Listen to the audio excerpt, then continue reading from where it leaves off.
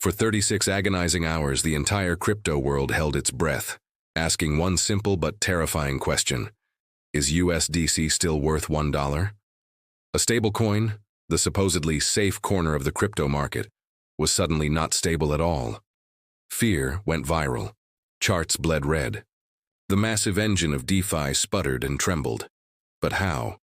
How did the failure of a single traditional bank nearly shatter a $40 billion digital ecosystem? To understand, we have to rewind.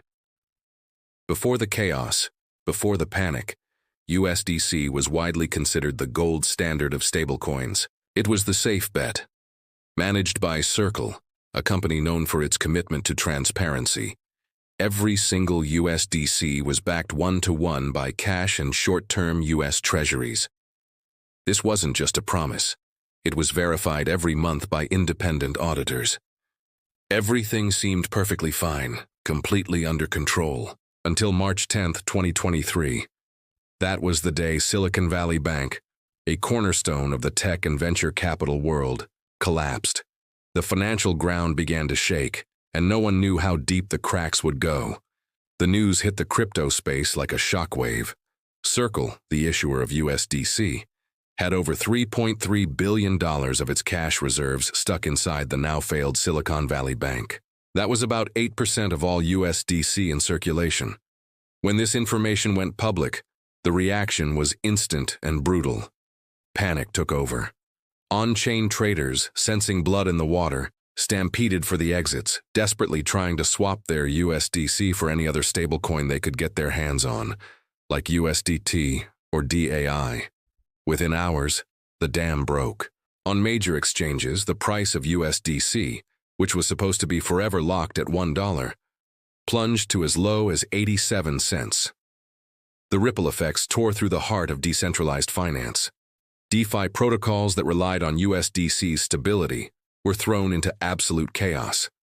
Major platforms like MakerDAO, Aave, and Curve, the very pillars of the DeFi world, were suddenly struggling with massive imbalances as their liquidity pools became dangerously lopsided.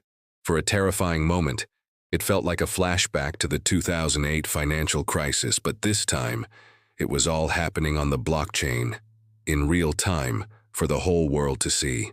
The bedrock of trust had cracked, and the entire structure built upon it was threatening to come crashing down. In the absolute eye of the storm, as fear and speculation ran rampant, Circle's CEO, Jeremy Allaire, didn't hide. He stepped directly into the public square of Twitter to face the crisis head-on. His message was clear and direct, designed to cut through the noise. He reassured everyone, stating unequivocally that all USDC reserves were safe and that the company stood behind its promise to redeem every coin for $1. He went even further.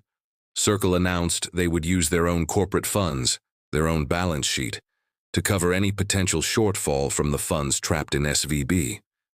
They weren't just making promises. They were putting their money where their mouth was. Simultaneously, behind the scenes, they were working around the clock with regulators and government officials to restore access to the banking system.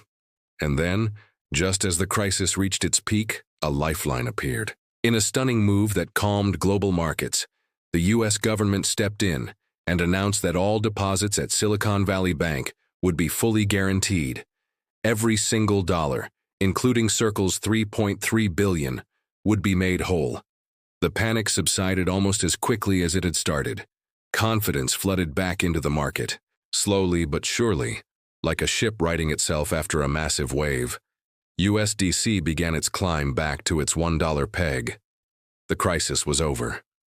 But the aftershocks of this event revealed an uncomfortable truth that many in crypto had preferred to ignore. Even the most decentralized and digitally native assets like stablecoins are still deeply dependent on the old world rails of traditional banking. The failure wasn't in the smart contracts or the blockchain code. All of that worked perfectly. The failure was a crisis of trust in a third-party institution. Yet, this event also proved something incredibly powerful about the company at the center of it. Circle didn't run, they didn't deflect blame, and they didn't go silent. They communicated openly. They took full responsibility.